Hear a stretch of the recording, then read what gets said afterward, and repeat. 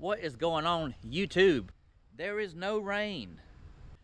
It is low humidity. It's not 100 degrees. It is time to do some boat work, fiberglass and pouring foam, everything you need to do on a boat. This is the time of the year to do it. I'm Paul, guys. This is 251 Reeling. Thanks for checking in on me on the Skiff build. I got this FRS 14. I started building about 2 months ago, and I got the hull glassed. Before I get any further, I'm going to fill in my kerf joints that I made with some microfibers and thickened epoxy. So you all know the West Systems epoxy has already been calibrated. The pumps have.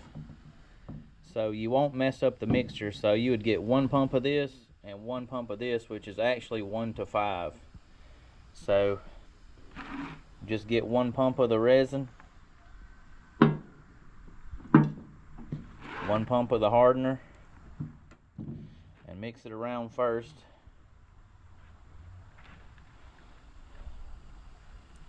I got one hand on my camera, so I can't really hold my plate, but hopefully this will be the last day I have to fool with not having camera mounts and not having a microphone, because I got some stuff coming for my video and audio. I got some different GoPro mounts, head mounts, chest mounts.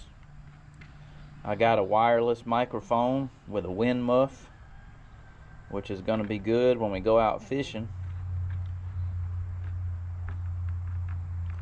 But I'm just going to take this and mix it around here.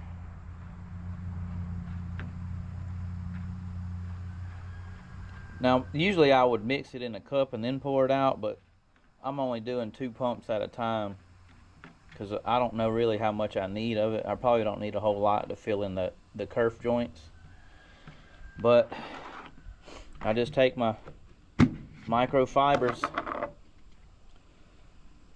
put it in the resin, and just kind of mix it up.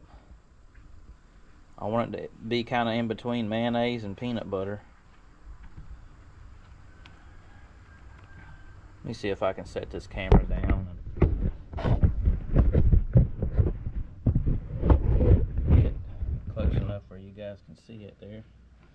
I think you guys can see right there.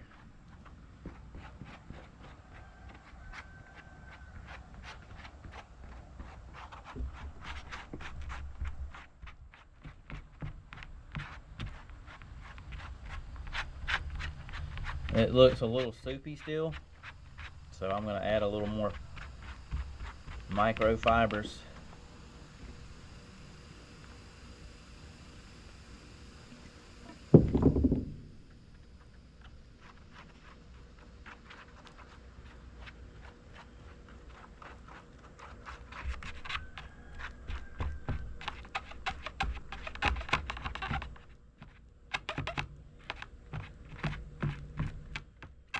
And if you had it on a plate or a piece of wood or something where you can spread it out, it can get airflow across it and it won't set up on you as fast, I should say.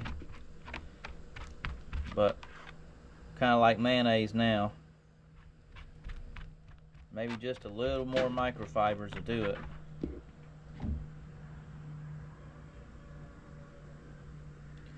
With the microfibers, it's kind of hard to tell when you're getting like a peanut butter consistency. It has no color to it, but you just pick it up, I guess, and let it fall off the end of your knife. I know a lot of people like using those squeegee cards, the little yellow ones. I like using a putty knife for this, so I don't have to get my hands in it. That's going to be it right there. That's pretty thick. I think we'll go with that. Put the lid back on my microfibers here. This weather today is wonderful. I mean, it was 70 degrees. I mean, we are ready to do some glassing, ready to do some microfibers. It's the perfect weather for it. Honestly, shouldn't even started the build until it was this temperature, but you know what? We've made it this far. Let's keep rolling with it. Alright, so see my kerf joints here. I'm just going to fill it in push it down in the crack. And some of you, let me turn that off. I don't need that right now.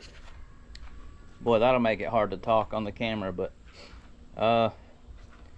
yeah, we're just gonna fill it in here, push it down in the crack. And some of you didn't make kerf joints, you heated the wood up somehow and bent the wood, which is another great way to do it. Some type of heat gun or heat source. Some of you use a steam box to bend the wood. I don't really have any of that here, so I just made the kerf joints, and I like to work myself to death. So I love creating work for myself. But where there's a will, there's a way, and we're gonna take our time and fill all this in. And when this dries, we'll come back and sand it over. I'm actually going to be attaching a rub rail to the outside of this. You don't have to. This would be good enough. You could sand it down and absolutely use it for a rub rail, because that's what it's for. It's a shear bumper actually. But I'm going to attach a rub rail to it. And some people made it 2 pieces thick. It'll actually be about this thick here. But I'm gonna have my rub rail on this outside, and it should come out about another inch or so, 1 1/8 inches, something like that. But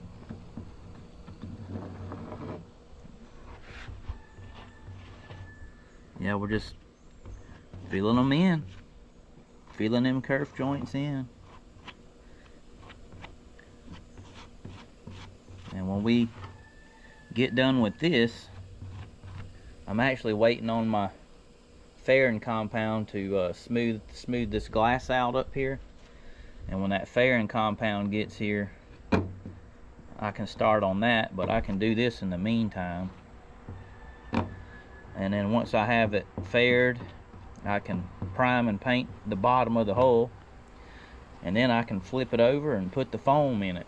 Pour the foam. The temperature's right for pouring foam. This build calls for 2-pound closed cell foam, which is in 2 parts, A and B. You'll mix it together in a cup and then pour it down into your stringers in the hull of the boat, the bottom of the boat, and it'll rise up, fill in the cavities, and you'll just take a hand saw and trim it off at the top of your floor joints.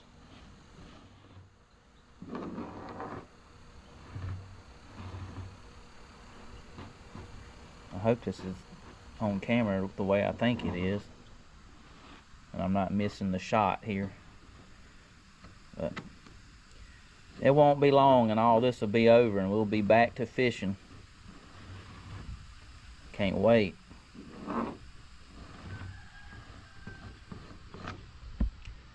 Guys, I'm going to continue on down here, and I think when the rest of the materials get here, I'll continue this video. I think we'll do some fairing on top of the hull next, and then I'll probably cut that video there, and then the next video I'll move into pouring foam and maybe a few accessories, maybe laying the deck. I don't know. It depends on how much of the materials get here and how much time I have, but we'll get back with you when the fairing compound arrives. Alright, so while I'm waiting on fairing compound, I'm going to go ahead and insert a drain pipe from the front storage box to the rear of the boat, actually where the drain plug would go. And what that's going to do is allow us to, if this ever fills up with water, it'll drain all the way to the rear of the boat, which is what the plans call for. And I don't know if I'm going to need it, but I'm going to go ahead and put a pipe in here somewhere for some wiring.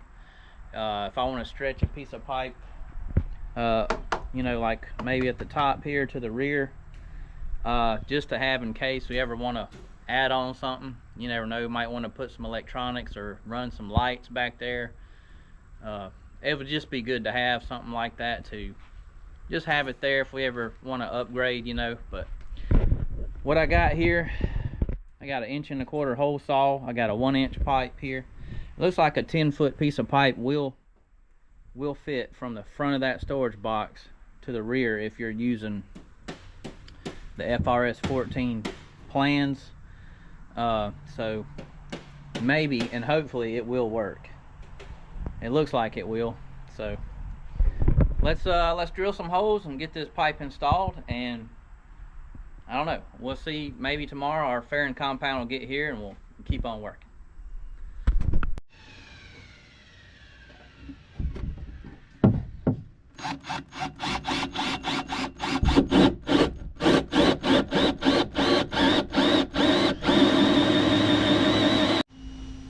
There we go, guys, a nice hole to shove some PVC off in.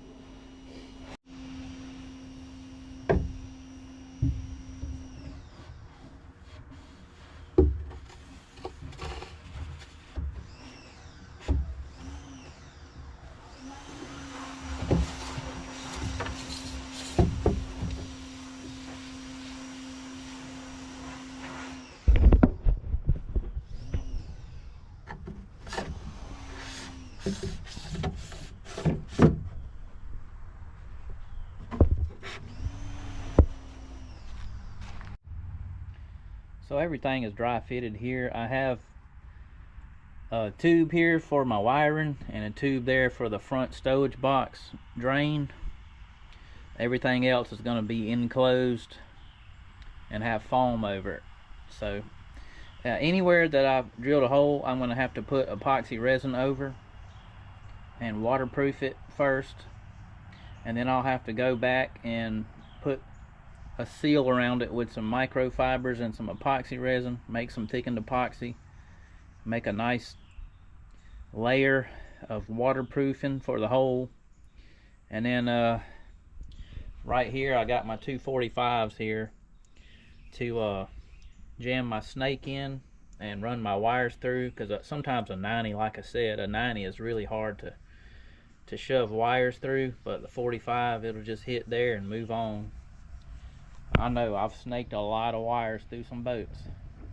Yeah, in the back here, I'm gonna epoxy resin back here where this glass is, and then we'll build us like a little fillet around here with some microfibers, some gap filler, make it nice and watertight. We'll get us a plug for the drain.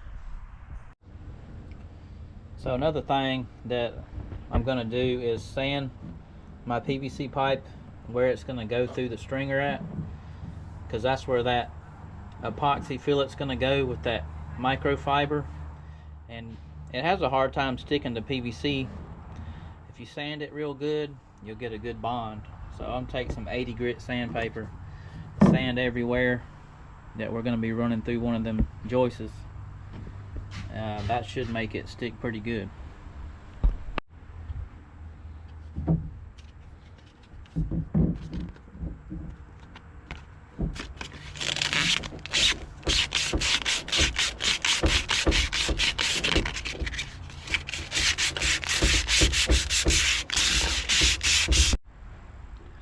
Alright, so everywhere I filled in with microfibers, thick and epoxy, it's dry. It's all filled in, it just needs to be sanded. Looking good. Rub rail is going to attach very nicely to that. I've got my holes drilled for my PVC pipe to run my wires and for a front storage drain. I think that's about all I can do today. I've run out of materials. I've got to go buy some stuff. Yeah, there's really nothing left for me to do today. I think I'm going to close the video out here, and this thing is going to be so sneaky and so shallow. As I'm getting closer, I get more excited about getting this thing going. It's going to be awesome, guys. Thanks for watching. I'll see you on the next video.